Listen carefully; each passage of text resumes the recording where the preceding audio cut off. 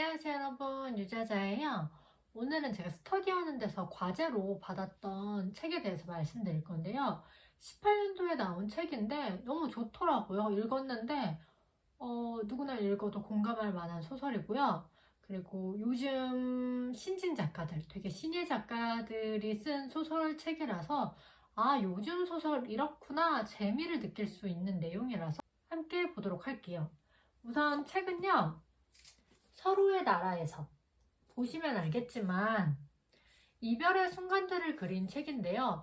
이별이라는 거는 연인과의 이별이 될 수도 있고 가족과의 이별, 그리고 과거의 나, 미래의 나, 그리고 내가 결정했던 어떤 것과의 이별, 되게 다양한 이별이 있잖아요. 그 다양한 이별을 이 소설책에서 볼 수가 있더라고요. 어떤 이별인지는 이 소설책을 보면서 한번 확인해 보실 거고요. 물론 소설책을 읽으면서 이게 이별이야? 라는 부분이 가끔씩은 있어요. 하지만 작가가 의도했고 작가가 생각하기에 이것 또한 이별이다 라는 부분이 있으니까 소설을 읽으면서 어떠한 이별인지 무엇과 이별했는지 생각하면서 읽어보면 좋겠죠? 총 8명의 작가가 집필을 한 소설책이라서 총 8편의 단편 소설이 있어요. 처음은 김유담의 공서울운동장. 이 소설은 사업이 망한 아버지, 그리고 고등학교를 졸업하고 바로 취업한 동생, 그리고 가정을 책임지는 우리 어머니, 그리고 휴학생인 나. 아버지가 사업이 잘 될 때는 마음도 그만큼 너그러워졌는데 실제로 사업이 망하고 나니까 마음의 그릇도 그만큼 작아지는 거예요. 그걸 표현한 에피소드가 있는데 되게 기억에 남더라고요. 그리고 사람들이 화자가 바로 취업하길 바랬는데 어쨌든 대학에 가잖아요. 그 부분이 되게 마음에 전 남더라고요. 어쨌든 얘는 글을 쓰고 싶고 공부를 하고 싶어서 대학을 선택했는데 그게 이 화자한테 편안한 마음을 주지 못해요. 왜냐면 등록금이 없으니까 어쩔 수 없이 휴학을 해야 되는 지경에 이르니까요. 결국에 고향에 내려가서 고향 학원에서 일을 해요. 고향 학원에서 선생님으로 일을 하게 되는데 자기가 고등학교 때도 있던 선생님이 아직까지 있더라고요. 하지만 고향의 사정은 나아지지 않았어요. 여전히 미량은 그 상태인 거죠. 그 선생 또한요. 계속 알바를 하더라도 그렇게 상황이 나아지지 않고요. 아버지는 체면치레가 점점 심해져요. 그런데 이 여자애는 달리기를 좋아하지 않는데 달리기를 하게 돼요. 매일 아침 이 선생과 달리기를 하는데요. 그 안에서 마음이 싹트기도 하고요. 결국에는 다시 서울로 가게 되는 얘기예요. 그렇다면 이 소설에서 이별은 무엇일까요? 라는 물음이 남잖아요. 이 선생과 관계는 어쩌면 연인이었어요. 야, 우리 사귀자! 이건 아니더라도 서로 그렇게 마음을 주고받은 걸 알기 때문에 연인이었고요. 저는 여기에서 본 이별은 고향과의 이별이었어요. 얘가 다시 돌아올지는 모르더라도 어쨌든 고향과 이별하고 다시 공부를 하기로 마음을 먹게 되니까요. 그리고 다시 돌아올 거라고 생각을 하더라도 이 선생 때문이 아니니까요. 소설을 쓰고자 하는 마음으로 돌아올 거기 때문에 어쨌든 고향과 과거의 나와의 이별이라고 보였어요. 이 소설을 보면서 아무리 달려도 계속 같은 자리인 것만 같은 신생, 이게 떠오르더라고요. 그렇지만 어쨌든 얘가 이별을 다짐함으로써 제자리가 아닐 거라는 것을 보여주는 소설이었어요. 그리고 두 번째 소설은 박사랑의 방갈로 1996.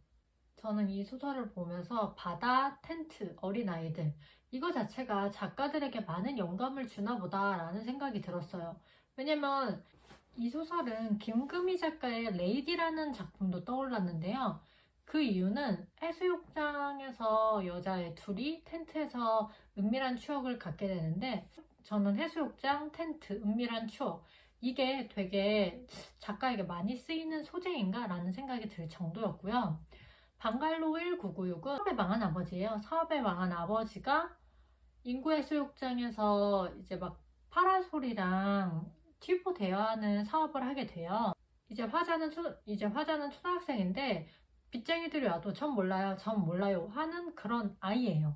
그리고 인구해수욕장에서 처음으로 초경을 하게 되고 맥주의 맛을 알게 되는 내용인데요. 이 소설의 시작은 소설적 모태란 무엇인가 라는 내용이었는데 저는 이 소설에서 이별을 찾는 거는 어렸던 나, 라는 것 같아요. 그래서 성인으로 돼가는 과정을 그린 것 같았고요. 그리고 혹은 소설을 쓰기 전에 나와의 이별이라고 볼 수도 있을 것 같아요. 왜냐면 소설적 모태란 무엇인가 라는 지점에서 자신의 과거였던 인구 해수욕장에서의 초경을 떠올리게 되니까요. 해수욕장 원정대는 계속 지긋지긋한 주정을 하는데 그 주정이 어쩌면 소설적 모태가 될 수도 있었겠죠. 그렇기 때문에 소설을 쓰기 전에 나, 그리고 소설을 쓰고 그렇기 때문에 소설적 모태를 깨달은다. 혹은 과거에 혹은 맥주 맛을 모르던 나와의 이별을 그린 소설이라고 생각해요.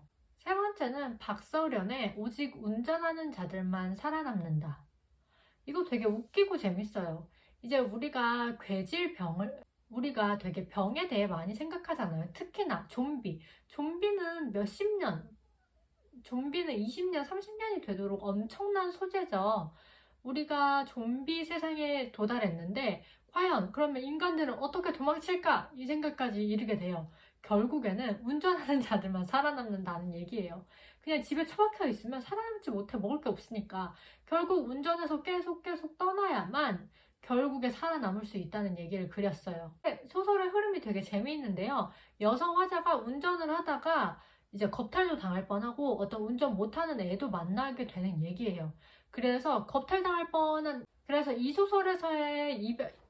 소설을 읽으면 되게 재밌게 느껴지실 거예요.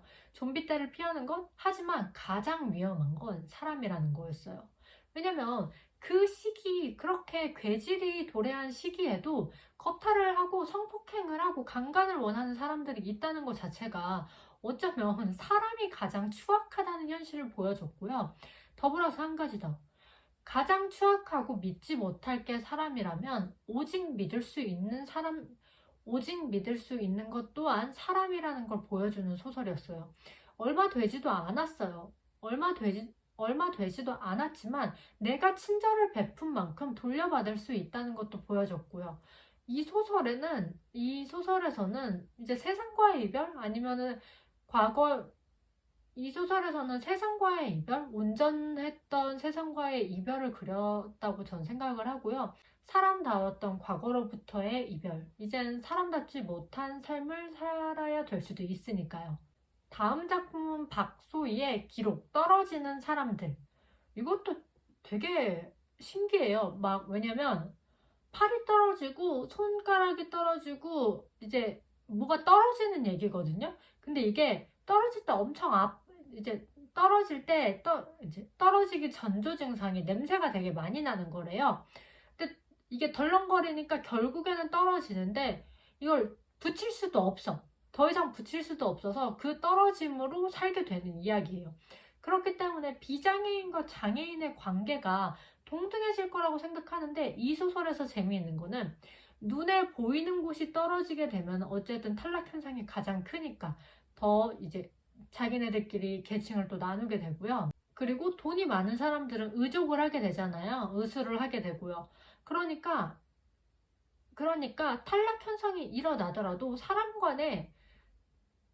탈락 현상이 일어나도 사람 간의 계층 그리고 사람 간의 계급은 여전하다는 걸 보여주는 소설이었어요.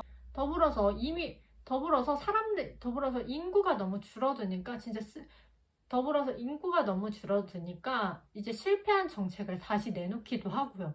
그러면 이 세계는 다시 예전처럼 회귀하게 되는 거겠죠.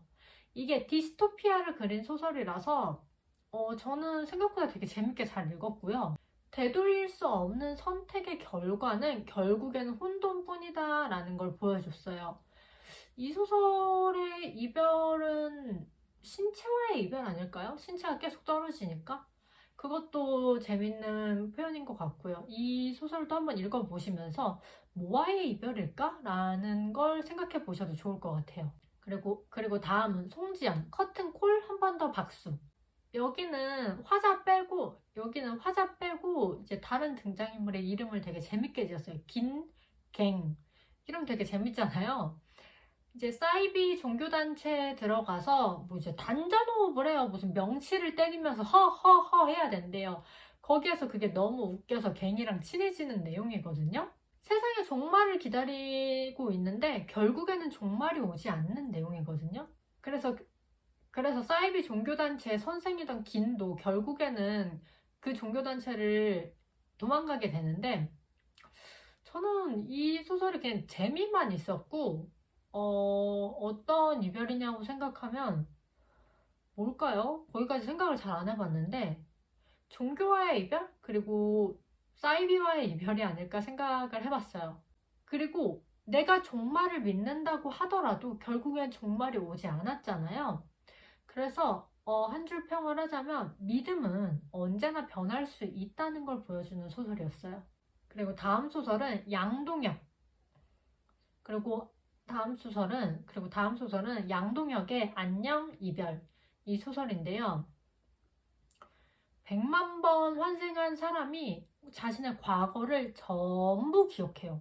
좀 이 부분은 무섭더라고요. 모든 전생을 기억하는 자가 전생에서 깨 모든 전생을 기억하는 자가 환생을 할 때마다 애를 찾는 내용이거든요. 저는 개인적으로 이게 뭐 100만 년의 사랑 이런 게 아니라 스토킹처럼 느껴졌어요. 왜냐면 엘의 사랑이 100만 번 동안 이루어진 적이 없고 마지막에 돼서야 이제 좀 이루어지는 것처럼 그려지긴 하는데 100만 번을 그렇게 서로 안 이루어졌으면은 이거는 그냥 담담히 받아들여야 되는 게 아닌가라는 생각이 들더라고요. 만약에 이 소설을 제가 예전에 읽었으면 환상적인 동화, 지고지순한 사랑으로 읽혔을지 모르겠지만 지금은 스토커로만 읽히는 소설이었어요. 약간 광증, 집착 그런 게 보이는 소설이었는데 결론적으로 여기에서 이별이란 드디어 엘과의 이별인 것 같아요. 왜냐면 엘이 나를 봤거든요. 이제 엘과의 이루어지면서 이제 더 이상 전생과의 이별일 수도 있고요. 다음으로는 우다영의 밤의 징조와 연인. 제가 우다영 작가님 걸 처음 읽었는데요. 되게 재밌었어요. 되게 재밌었고 이 소설이 중편 소설 분량이었거든요. 읽는 내내 이거 여자들이 한 번쯤은 겪었을 만한 내용이다. 20대가 되어서 연애를 하면서 한 번쯤은 겪었을 만한? 너는 되고 나는 안 돼라는 걸 한 번쯤은 겪었을 만한 이런 내용이 되게 많이 보여서 이 소설을 읽는데 과거의 나에 대해서 반성? 아니면은 생각을 하게 되더라고요. 내가 이 소설을 좀 더 먼저 읽었으면은 더 좋은 연애? 더 나은 연애를 하지 않았을까라는 생각이 들었어요. 보통 사람들은 내가 좋아하는 사람이 있으면은 그 사람 마음에 들도록 노력을 하잖아요. 그 노력을 하는데 점점 자기를 갉아먹고 자신의 일상이 없어지는 걸 되게 잘 보여줬어요. 이 소설에서는 내가 하는 건 되고 너가 하는 건 안 돼. 이거에 대한 연애 사이에서도 가불이 있다는 걸 보여주기도 했고요. 되게 이걸 읽으면서 가스라이팅이 무엇인가에 대해서 직접적으로 보여줬다고 생각을 해요. 근데 만약에 이 가스라이팅을 하는 사람이 읽으면 그러니까 기분 나쁘게 하질 말지라고 읽힐 수도 있는 약간 단면이 있다는 거? 단점이 있다는 것도 있었고요. 어설픈 사랑에 눈이 멀면 자신을 갉아먹는 걸 모르다가 정신을 차리면 이게 자기 희생이었다는 걸 깨닫게 되는 소설 같았어요. 우리가 사랑이라고 믿었던 게 결국에는 자기 희생이었다면 얼마나 슬프겠어요. 우리는 사랑을 할 때 자기 희생 말고 정말 사랑을 하길 바랄게요. 더불어서 이거에 대한 이별은 자기 희생과의 이별 아닐까요? 왜냐면은 깨달음이니까요. 내가 이렇게 희생을 하면서 연애를 하고 있었구나 라는 걸 깨달으면서 자기 희생과의 이별로 저는 해석을 했어요. 그리고 마지막으로는 정영수의 서로의 나라에서. 이 소설은 10년 전에 조아연이라는 애랑 같이 술도 먹고 스쿠터도 탔었어요. 근데 10년 뒤에 조아연에 대한 감정이 화자 스스로도 무엇인지 몰랐어요. 그래서 10년 동안 SNS를 계속 훔쳐봤어요. 근데 그녀가 베들레헴에 있다는 걸 알고 찾아가게 되고요. 그 베들레헴에서 다시 조아연을 재회하게 되는 얘긴데요. 저는 이것도 약간 스토킹이 보였거든요. 왜냐면 10년 동안 그녀의 일거수일투족을 보게 되는데, 물론 SNS에 썼으니까 보라고 쓴 거니까 어떻게 보면 스토킹이 아니라고 하면 아닐 수도 있는데, 연락도 하지 않고 거기에 가서 만났다는 것 자체가 스토킹의 일부가 아닐까라는 생각을 해봤어요. 10년 동안 염탐을 했던 그녀를 다시 만나서 아, 이제는 얘가 너무 달라졌구나. 자신의 마음을 접는 부분이 저는 스스로 자신에 대한 확신이 없었고 첫사랑에 대한 마음을 정확히 알지 못했는데 그거를 접는 과정이라고 저는 생각을 했거든요. 그래서 여기에서 이별은 첫사랑과의 이별. 그러니까 자신이 몰랐던 첫사랑이죠. 첫사랑인 줄 몰랐는데 알고 보니 첫사랑이었던 사람과의 감정 이별로 저는 해석을 하게 됐어요. 이렇게 총 8개의 작품을 함께 봤는데요. 되게 다양한 이별이 있죠. 물론 자기희생과의 이별, 감정 이별이라고 말씀은 드렸지만 뭐 가족과의 이별이 될 수도 있고 혹은 연인과의 이별이 될 수도 있었는데요. 저는 좀 더 깊게 보고자 해서 상세하게 말씀을 드린 거니까 참고해서 이해해 주시길 바라고요. 이게 2018년도에 나온 소설책이지만 이별에 관한 얘기로 되게 상세하고 감정적으로 잘 적혀져 있으니까 이 소설을 읽으면 독자님들이 이별에 대해서 다시 생각하실 수 있을 것 같아요. 그럼 우리는 다음 시간에 만나요. 안녕!